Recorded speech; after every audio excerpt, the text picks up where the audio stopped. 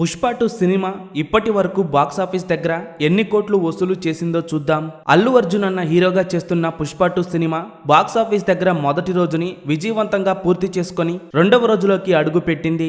Cinema రెండవ రోజు కూడా బాక్సాఫీస్ దగ్గర మాస్ రచ్చ చేస్తోంది. పుష్ప 2 సినిమాకు అన్ని ఏరియాల నుండి పాజిటివ్ రెస్పాన్స్ వస్తుండగా సినిమా బాక్సాఫీస్ దగ్గర కలెక్షన్లు భారీ లెవెల్లో ఉన్నాయి. మొదటి రోజే బాక్సాఫీస్ ను షేక్ చేసిన ఈ సినిమా రెండవ రోజు కూడా అదే ఊపు కంటిన్యూ చేస్తోంది.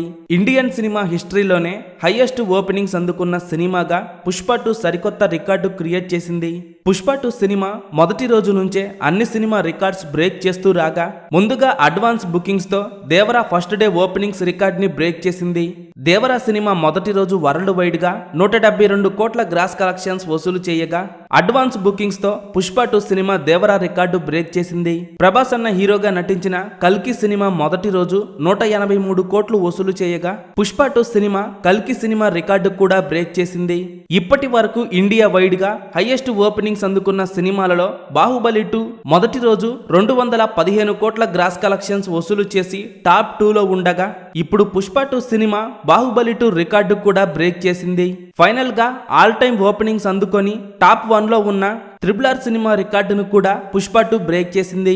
RRR సినిమా మొదటి రోజు 235 కోట్ల గ్రాస్ కలెక్షన్స్ వసూలు చేయగా ఇప్పుడు పుష్ప 2 సినిమా వరల్డ్ వైడ్ గా 250 కోట్ల గ్రాస్ మార్క్ దాటేసింది. పుష్ప 2 సినిమా మొదటి రోజు 2 తెలుగు రాష్ట్రాల్లో 100 కోట్ల గ్రాస్ మార్క్ దాటేయగా హిందీలో పుష్ప 2 సినిమా మాస్ జాతర చేస్తోంది. హిందీలో కూడా పుష్ప 2 సినిమా 80 కోట్ల రేంజ్ లో వసూలు చేసే అవకాశం ఉండగా సినిమా ఓవర్సీస్ లో మరో 70 కోట్ల రేంజ్ లో వసూలు చేయవచ్చు.